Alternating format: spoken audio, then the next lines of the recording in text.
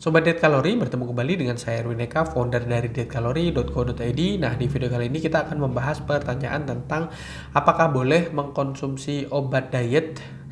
Dan di sini disebutkan ya, obat dietnya adalah Obeslim dikonsumsi dalam jangka panjang. Nah, saya tidak tahu persis ya tentang produk Obeslim ini, bagaimana komposisinya, bagaimana khasiatnya, bagaimana kegunaannya. Anda bisa berkonsultasi mungkin ke medis gitu ya kaitannya dengan mengkonsumsi Obeslim ini. Disebutkan juga bahwasanya di sini dia memiliki berat badan 90 kg dan tinggi 170 cm.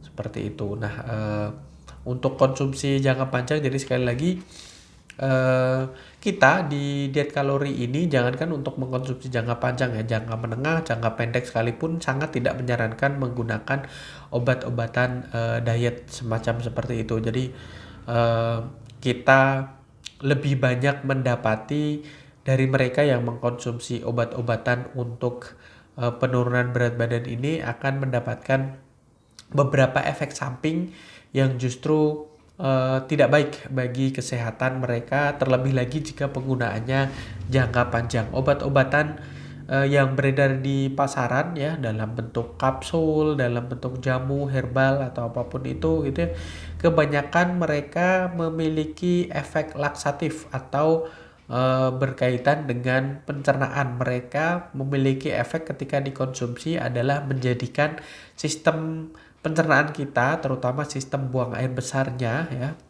jadi lancar. Jadi bagi mereka yang mengalami berat badan berlebih, kebanyakan bermasalah dengan BAB yang lancar, yang rutin, yang setiap hari, karena mungkin ya makanannya terlalu tinggi kalori dan rendah nutrisi, terutama serat seperti itu. Nah, fungsi dari banyak sekali obat-obatan diet, dan mungkin salah satunya Obeslim juga bersifat semacam seperti itu. Saya sendiri belum pernah mengetahui lebih jauh tentang Obeslim ini, tapi bisa jadi salah satu khasiatnya, salah satu kegunaannya adalah memperlancar sistem pembuangan air besar secara rutin. Nah, dengan semacam seperti itu artinya sistem pencernaan kita akan didorong atau dipaksa untuk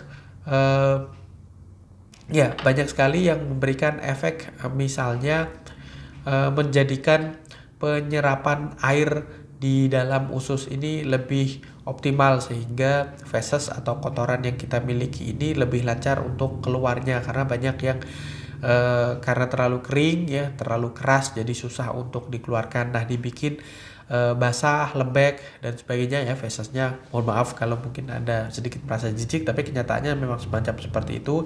Banyak sekali jurnal yang menyatakan bahwasanya efek dari obat-obatan pelangsing itu semacam seperti itu. Jadi bersifat laksatif atau bersifat pencahar. Nah, kalau ini terjadi terus-menerus ya, artinya menstimulus atau merangsang sistem pencernaan untuk semacam seperti itu terus-menerus ya, saya yakin secara jangka panjang akan terjadi efek samping yang mungkin tidak diinginkan. Jadi obat-obatan tersebut akan memicu untuk bahkan sampai di satu titik di mana akan merusak sistem pencernaan yang kita miliki gitu ya. Jadi tidak disarankan. Selain itu juga ada beberapa herbal begitu atau mungkin obat-obatan diet yang berfungsi menekan nafsu makan yang dimiliki. Nah, nafsu makan ini juga kebanyakan faktor kebiasaan, faktor habit. Nah, ini juga tanpa harus terus kemudian bergantung terhadap obat-obatan, bisa kita kendalikan ya ketika kita berhasil untuk menciptakan kebiasaan baru di mana kita membuat atau membatasi makanan yang masuk ke dalam tubuh kita seperti itu. Nah, penggunaan obat-obatan semacam seperti itu sebetulnya juga harus diperhatikan ya secara umum ya, apakah obat-obatan tersebut tergolong misalnya obat-obatan bebas, obat-obatan bebas terbatas, atau mungkin ada beberapa yang khasiat kegunaannya terkadang ya dicantumkan di situ karena di Indonesia ada yang meregulasi semuanya begitu ya.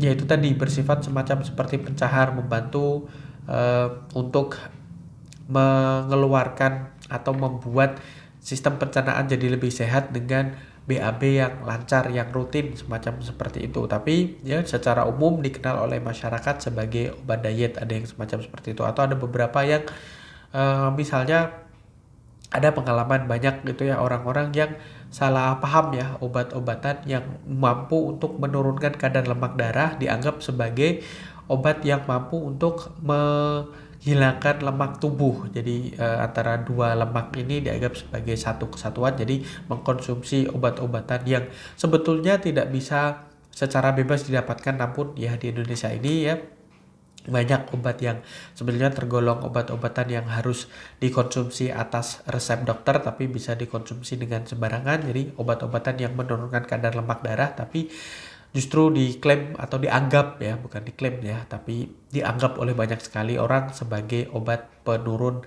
lemak atau penghancur lemak di dalam tubuh seperti itu. Jadi harus berhati-hati penggunaan obat diet ya, sebaiknya harus memperhatikan kondisi tubuh. Kemudian harus berkonsultasi ke medis dalam hal ini yaitu dokter. Oke, saya rasa itu semoga bermanfaat. Jangan lupa like, comment, dan share serta subscribe dan follow sosial media kami yang ada di bawah ini. Dan sampai bertemu kembali dengan saya Heru Neka dari dietkalori.co.id.